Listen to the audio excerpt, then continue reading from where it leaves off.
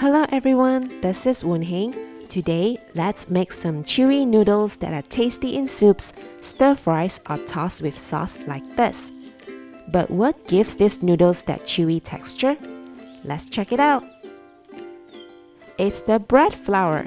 Yes, this high gluten flour creates the most amazing noodles texture, plus they can be rolled out super thin, very pliable, and just pure yum. As usual, mix the wet and dry ingredients together and knead it into a dough. You can do this by hand or a mixer. The dough is quite stiff, but you don't want to add too much moisture to it, just enough that you don't see any dry spots of flour in the bowl. Some bread flour brand may need more water, some don't. If yours appear to be too dry, add a tablespoon of water at a time until you are able to knead it into a dough.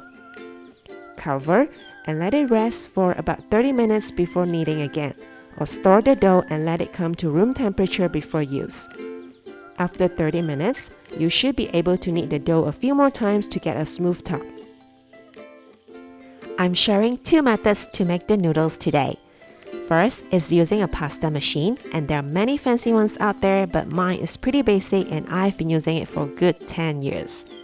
Make sure that you divide the dough into a few smaller portions so each one will fit nicely into the machine. Use the roller part to thin out the noodles. Mine comes with 7 adjustments for the thinness, and I normally start with number 5 and run it through 2 times.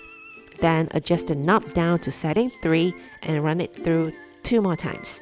You'll get a smooth and thin dough in minutes. Then run the thin dough through the cutter. A quick tip is to dust some flour before each roll so the dough will not stick to the machine. If you need to store the machine, simply use a clean brush to brush off the flour and wipe down with a cloth and let it air dry before you put it back into the box. The second method to roll out the dough is using a rolling pin. And to be honest, this is hard work for me, most likely due to my small and light rolling pin. But it will work. You just need to use more pressure to flatten and roll out the dough. Try to dust some flour on the surface if you find it hard to roll it out.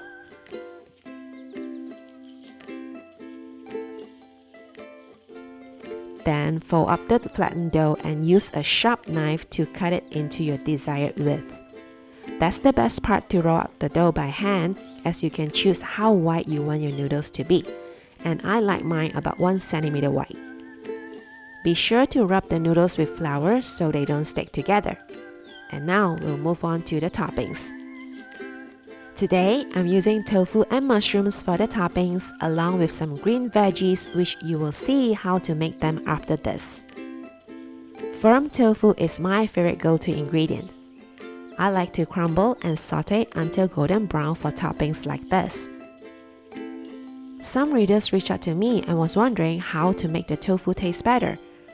Actually, tofu by itself doesn't have much taste, and you will need to season it well.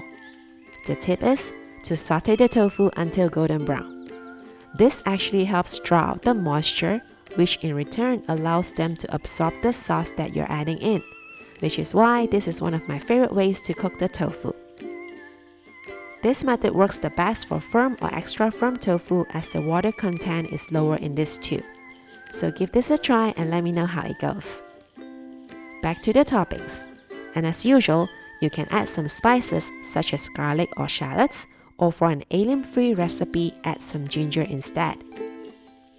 I also season the toppings with my normal go-to sauces, such as vegan oyster sauce and soy sauce. Taste test and adjust the saltiness to your preference.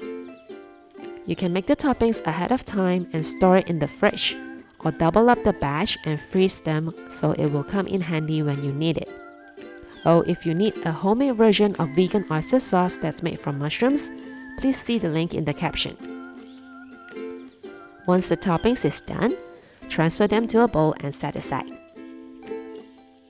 For the noodles sauce, it's just a mixture of chili oil, vegan oyster sauce, white pepper, soy sauce, toasted sesame oil, and thick dark soy sauce for the color. Sometimes I'll add some veggie broth to make it more saucy. This is actually one of the ways we make dry noodles or gan lao mian or gong lo mian at home. If you are just making one portion of the noodles, please adjust the sauce to a serving instead. To put everything together, you will blanch some greens in hot water.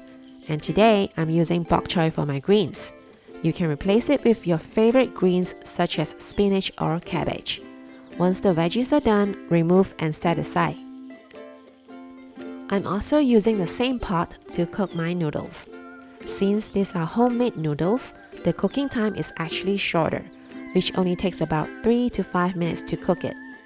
If you want a chewier texture, rinse the noodles in cold water to stop the cooking.